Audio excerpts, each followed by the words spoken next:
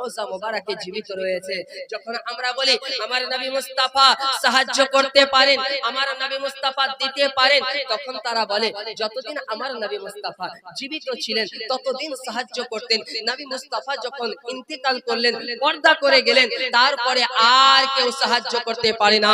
মুআজ্জাজ মুহতারাম সামিনে কিরাম, পবিত্র হাদিস পবিত্র কোরআনে আল্লাহ রাব্বুল আলামিন বলেন ইয যালামু আনফুসাকুম জাউকা, যখন তোমরা নিজের আত্মার প্রতি জুলুম করে ফেলবে তোমরা আমার হাবিবের নিকটে চলে যাও। মহব্বতে বলেন না সুবহানাল্লাহ। জাউকা, তার নিকটে চলে যাও। জাউকা, এখানে জাউকা কাব জমিরের খেতাব আমার রাসূল কায়নাত সাল্লাল্লাহু আলাইহি ওয়াসাল্লাম, তোমরা আমার হাবিবের কাছে চলে যাও। এই আয়াতের ব্যাখ্যা করতে গিয়ে ইমাম ইবনে কাসির রাহমাতুল্লাহি তাআলা আলাইহি তার তাফসীরে ইবনে কাসিরের মধ্যে আপনার হাদিস নিয়ে এসেছেন। ইমামে কুরতুবী রাহমাতুল্লাহি তাআলা আলাইহি তাফসীরে কুরতুবীর মধ্যে, তাফসীরে তাবারির মধ্যেও রয়েছে। মুআজ্জাজ মুহতারাম সামিনে কিরাম এবং দেওবন্দি উলামাদের একটি বিখ্যাত তাফসীর কিতাব মারিফুল কোরআনের মধ্যে মাওলানা শফি সাহেব এই ঘটনা উল্লেখ করেছেন। হযরতে আলী রাদিয়াল্লাহু তাআলা আনহু হতে বর্ণিত, হযরতে আলী রাদিয়াল্লাহু তাআলা আনহু রওজা মুবারকের সামনে আমার নবী মুস্তাফার বসে রয়েছেন। একজন আরবি ব্যক্তি, একজন দিহাতি ব্যক্তি, একজন গ্রাম্য ব্যক্তি আমার নবী মুস্তাফার রওজা মুবারকের সামনে আসলেন। আসার পরে আরজ করছেন ইয়া রাসূলুল্লাহ, ইয়া হাবিবাল্লাহ, নবী গো, মহান আল্লাহ তাবারাক ওয়া তাআলা ওয়াদা করেছেন কেউ যদি নিজের আত্মার প্রতি জুলুম করে ফেলে, নিজের জানের প্রতি জুলুম করে ফেলে, আর সেই ব্যক্তি যদি চায় আমি আমার গুনাহ খাতাকে maaf করব, সে যেন আমার হাবিবের কাছে চলে আসে। মহব্বতে বলেন না সুবহানাল্লাহ। সে যেন আমার হাবিবের কাছে চলে আসে। ইয়া রাসূলুল্লাহ, ইয়া হাবিবাল্লাহ, নবী গো, গুনাহ করে ফেলেছি। ইয়া রাসূলুল্লাহ, আত্মার প্রতি জুলুম করে ফেলেছি। ইয়া রাসূলুল্লাহ, গুনাহ করে ফেলেছি। নবী গো, আপনি দোয়া করেন, আপনি দোয়া করে আমার গুনাহ খাতাকে maaf করিয়ে দিন, আপনি দোয়া করে আমার গুনাহ খাতাকে maaf করে দিন। হযরতে আলী শেরে খোদা মাওলা আলী বলেন আমি দাঁড়িয়ে দাঁড়িয়ে দেখলাম এই ব্যক্তি কি করে, আমি দাঁড়িয়ে দাঁড়িয়ে দেখতেছিলাম।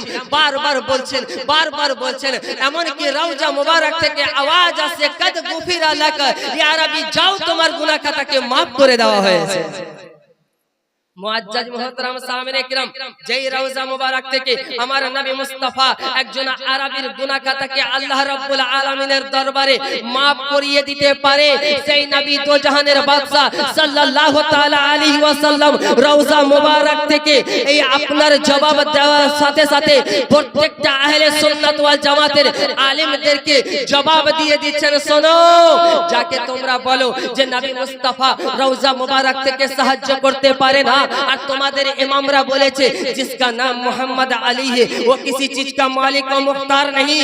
अमर नबी मुस्तफा रौजा मुबारक থেকে সাহায্য করে দুনিয়াবাসীকে জানিয়ে দিলেন মহান আল্লাহ তাবারাক ওয়া তাআলা যেই মর্যাদা, যেই ক্ষমতা, যেই পাওয়ার আমার নবী মুস্তাফাকে দুনিয়াতে থাকাকালীন দিয়েছিলেন, রওজা মুবারক থেকেও আমার নবী মুস্তাফা তিনার উম্মতের সেই রকমই সহযোগিতা করতে পারে। মুআজ্জাজ মুহতারাম সামিনে কিরাম, একজন বিখ্যাত সাহাবী হযরতে আবু আইয়ুব আনসারী রাদিয়াল্লাহু তাআলা আনহু, মুসনাদে আহমদের মধ্যে হাদিসে এসেছে, ইমামে আহমদ বিন হাম্বল রাহমাতুল্লাহি তাআলা আলাইহি হাদিস নকল করেছেন। ইমাম আহমদ বিন হাম্বল বলেন যে হযরতে আবু আইয়ুব আনসারী রাদিয়াল্লাহু তাআলা আনহু আমার নবী মুস্তাফার রওজা মুবারককে ধরে কান্না করছেন আর নিজের মনের কথাকে বলছেন। মহব্বতে বলেন না সুবহানাল্লাহ। একদিকে মুনাফিক মারওয়ান, যারা আমার নবী মুস্তাফার ওই সময়তে রওজার নিকটে আসতো, তো মুনাফিক মারওয়ান এক এক করে দূরে সরাতো, এই কি করছো, উনি তো দুনিয়া থেকে চলে গিয়েছেন, চাও উনি তো দুনিয়া থেকে চলে গিয়েছেন, চলো। এখনো দেখবেন সোশ্যাল মিডিয়াতে যারা হজ করতে যায় আমার নবী মুস্তাফার রওজা মুবারকের সামনে যখন যায়, এক শ্রেণীর মানুষ শিরক বিদআত বিদআত বলে তাকে সরিয়ে দেয়, তাই না? তাহলে ওই জামানা তো ছিল। আবু আইয়ুব আনসারী রাদিয়াল্লাহু তাআলা আনহু এইভাবে দোয়া করছেন, আর মুনাফিক মারওয়ান তার ঘাড়ে হাত দিয়ে বলছে, এই তুমি কি করছো? মুনাফিক মারওয়ান যখন ধমক দিয়েছে, হযরতে আবু আইয়ুব আনসারী চেহারাখানা এইভাবে তাকিয়ে দেখছে, যখন দেখছে মুনাফিক মারওয়ান দেখে হযরতে আবু আইয়ুব আনসারীকে দেখে ঘাবড়ে গিয়েছে, ইনি তো সাহাবী রাসূল। তো হযরতে আবু আইয়ুব আনসারী রাদিয়াল্লাহু তাআলা আনহু জবাব কি দিচ্ছেন শুনেন।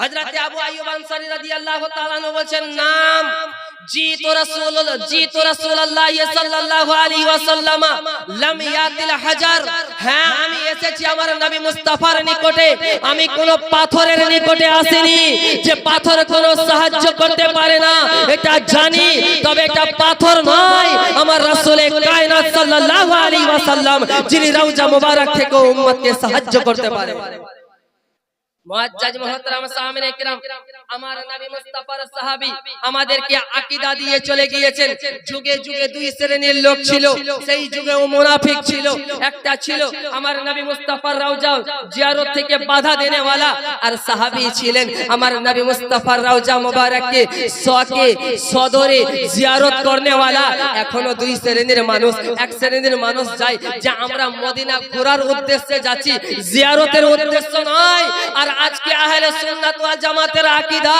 ইয়া রাসূলুল্লাহ মদিনা যাব আর অন্য উদ্দেশ্য নিয়ে যাব হতেই পারে না মদিনা যাওয়ার আমাদের একটাই আশা একটাই মনের বাসনা মান যারা কবরি ওয়াজাবাত লাহু শাফাআতি আমার নবী বলছেন শোনো যে ব্যক্তি আমার রওজা জিয়ারত করলো আমার জন্য তার জন্য শাফাআত বৈধ হয়ে গেল মুআজ্জাজ মুহতারাম সামিনে কিরাম আজকে আমার বাবার কবরে জিয়ারত করব আল্লাহ কি দিবে আল্লাহ কি দিবে কোনো গ্যারান্টি কেউ দিতে পারবে না যে জিয়ারত করলে জান্নাতি হয়ে যাবে মুআজ্জাজ মুহতারাম সামিনে কিরাম কিন্তু সবাই যায় জিয়ারত করতে আহলে হাদিসরাও যায় কেন আমার নবী মুস্তাফা বলেছেন কি নাহাইতুকুম আন জিয়ারাতিল কুবুর ফাজুরুহা আমি তোমাদেরকে কবর জিয়ারত করতে নিষেধ করেছিলাম এখন তোমরা কবর জিয়ারত করো মুআজ্জাজ মুহতারাম সামিনে কিরাম আমার নবী মুস্তাফা বললেন আমরা সকলে কবর জিয়ারত করতে যাই আমরা সকলে কবর জিয়ারত করতে যাই কিন্তু কবর জিয়ারত করলে নবী আমার নেকি রেখেছেন তবে কার জন্য রেখেছেন আমার রাসূলে কায়নাত সাল্লাল্লাহু আলাইহি ওয়াসাল্লাম বলেছেন আমার আল্লাহ তাবারাক ওয়া তাআলা যদি চায় তাহলে ক্ষমা করে দিবে আমার নবী মুস্তাফা যদি চায় জান তাহলে জিয়ারত করার মাধ্যমে গুনাহ খাতাকে maaf করিয়ে দিতে পারে আমার নবী মুস্তাফা সাল্লাল্লাহু আলাইহি ওয়াসাল্লাম জানিয়েছেন যে আপনার প্রত্যেক জুমার দিন কোন সন্তান যদি তার পিতামাতার জিয়ারত করে মহান আল্লাহ তাবারাক ওয়া তাআলা তাহলে তার মা বাবার কবরের আযাবকে maaf করে দেয় তাহলে শোনো আমার নবী মুস্তাফা যেই পবিত্র জবানে বলেছেন আমরা এক কথাই বিশ্বাস করে নিলাম কিন্তু আমার নবী মুস্তাফা বলেছেন এটাও মান যারা কবরি ওয়াজাবাত লাহু শাফাআতি যে ব্যক্তি আমার কবর জিয়ারত করলো তার জন্য আমার শাফাআত বৈধ হয়ে গেল এই হাদিসকে একমাত্র মুনাফিক ব্যতীত সুন্নি মুসলমান আঁকড়ে ধরে নিয়েছেন বুঝা গেল আমার নবী মুস্তাফাকে সদরে ভালোবাসা আমার নবী মুস্তাফার প্রত্যেকটা কথাকে এক বাক্যে মেনে নেওয়া একমাত্র মুমিনের পরিচয় আর আমার নবী মুস্তাফার কিছু কথাকে মেনে নেওয়া কিছু কথাকে মাইনাস করে দেওয়া একমাত্র মুনাফিকের কাজ মুআজ্জাজ মুহতারাম সামিনে কিরাম এখানে আমি একটা স্পষ্ট কথা বলতে চাই যে আমরা সকলে মাজার যাই কি যাই না তো আমরা মহিলাদেরকে নিয়ে মাজার যাই কি যাই না কিন্তু মহিলাদেরকে নিয়ে মাজার যাওয়া জায়েজ নয় একটা কথা খুব গভীর মনোযোগ দিয়ে শুনবেন মা আমার আপনারা সকলে শুনবেন আমার নবী মুস্তাফা সাল্লাল্লাহু তাআলা আলাইহি ওয়াসাল্লাম পবিত্র জবানে বললেন প্রত্যেক শুক্রবারের দিন কোন ছেলে যদি তার পিতা মাতার কবর জিয়ারত করতে যায় আল্লাহ রাব্বুল আলামিন তার পিতা মাতার কবরের আযাবকে হালকা করে দেয় মহব্বতে বলেন না সুবহানাল্লাহ তাহলে বলেন তো যে পিতা মাতা কি শুধু পুরুষের মেয়ের নয় 40 হারম হয় কবর জিয়ারত করতে যায় আমাদের বাড়ির মহিলারা কি যায় কথা বলেন জান না তাহলে একজন আল্লাহর ওলির যখন কবর জিয়ারত করতে যাব তখন ওই মহিলা কেমনে যায়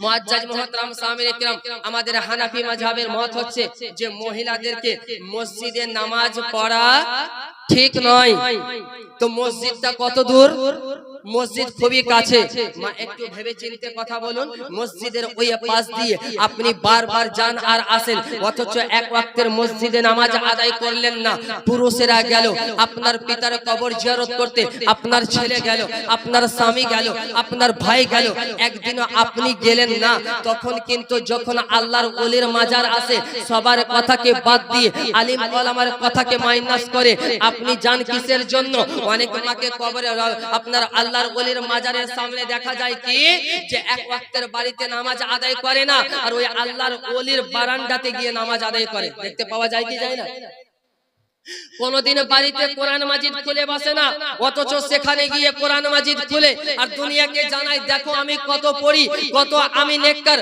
কিন্তু নাম আমার না। আলিম ওলামা আপনাকে আজ পর্যন্ত কোন সুন্নি আলিম বলেছে যে মহিলাদেরকে নিয়ে মাজারে যাওয়া যায়?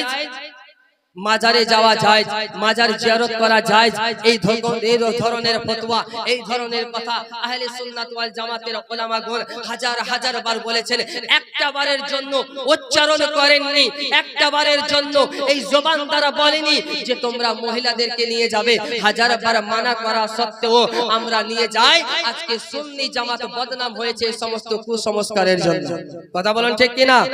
মুআজ্জাজ মুহতারাম সামিন ইকরাম, আমরা যারা সকলেই আপনার সুন্নিয়াতের তাজ ইমামে আহলে সুন্নাত আলা হযরতকে আমরা প্রাধান্য দিয়ে থাকি। ইমামে আহলে সুন্নাত আলা হযরত রাহমাতুল্লাহি তাআলা আলাইহি আপনার মহিলাদেরকে কবর জিয়ারত করা নিষেধ এ সম্পর্কে একটি রিসালা লিখেছেন, আর ওই রিসালায় একটা হাদিস নিয়ে এসেছেন যে ওই সমস্ত মহিলার প্রতি আল্লাহর অভিশাপ রইল যারা মাজার জিয়ারত করতে যায়।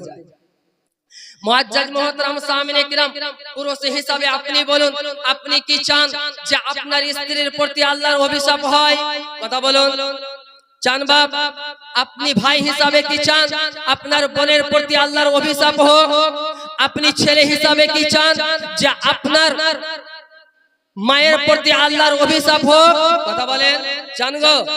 কেউ আমরা যখন চাই না, তখন আমাদের মা হোক না কেন, স্ত্রী হোক না কেন, বেটি হোক না কেন, বোন হোক না কেন, এই জিনিস থেকে আমাদেরকে নিষেধ করতে হবে। যখন তারা জিয়ারতের উদ্দেশ্যে বের হবে, নিষেধ করতে হবে কি হবে না? কঠোর ভাবে নিষেধ করতে হবে। যেই মতো আপনি অন্য কোনো কাজে শাসন করেন, ঠিক সেই মতো শাসন করতে হবে, নচিত আপনাকে কিয়ামতের মাঠে জবাব দিতে হবে। মা আপনি যদি জিদ ধরেন, আপনার আমার বোন আপনি যদি সেখানে যান, তাহলে আপনাকে কিয়ামতের মাঠে জবাব দিতে হবে। নচিত আলিম ওলামার কথা মান্য করে নিজের আমল আকীদাকে শুদ্ধ করে নিতে হবে।